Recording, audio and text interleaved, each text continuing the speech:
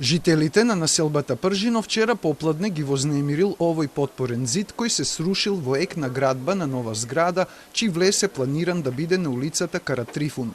Велат револтирани со аплауз го дочекале инвеститорот, зашто сметаат дека просторно се силувани со подигањето на новиот објект кој е шести поред во нивното обкружување.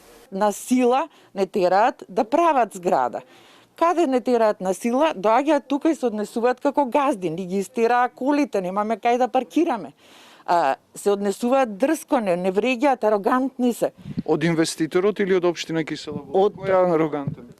И тие. Жителите на улицата Пржино се плашат зашто сметаат дека се гради на стрмен терен каде може да падне новата стамбена зграда и некој да загине, а најмногу маки имаат соседите до парцелата каде што се гради. Кога се копа, се тресе цела куќа.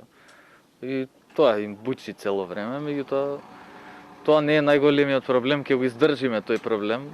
Понатаму како ќе живееме со целата гужва и проблемите што следуваат со тоа, инфраструктура, загаденост од коли и така натаму, тоа ќе биде проблем. Имаме и најбанален пример кај ќе ги стават кантите за ѓубре. Видете уличкава. Инвеститорот вели дека паднал потпорен зид граден пред 5 децении, дека гради со потребните дозволи и платени комуналии и дека проблемот кој го имаат соседите не би постоел доколку градбата не била дозволена со ДУП-от од 2016 година. Требале пред да го донесат ДУП-от во 2016 година, да се излезат во општина, да не го донесат тој ДУП и нема да сум бил јас овде. И кога изјавите во камера завршија, реториката меѓу двете страни се вжешти. Па дали е нормален човек бе тоа?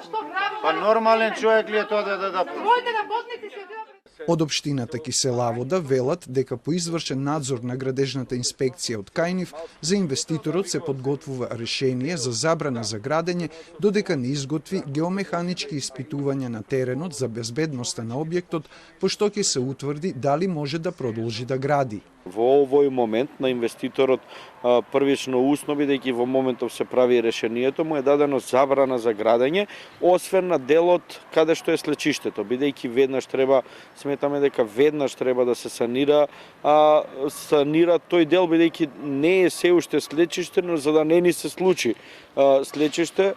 А за барањето на жителите на Пржино да се направи мораториум за градби, Темелковски со одговор дека се размислува да се забранат градби на ризични локации каде може да се појават свлечишта.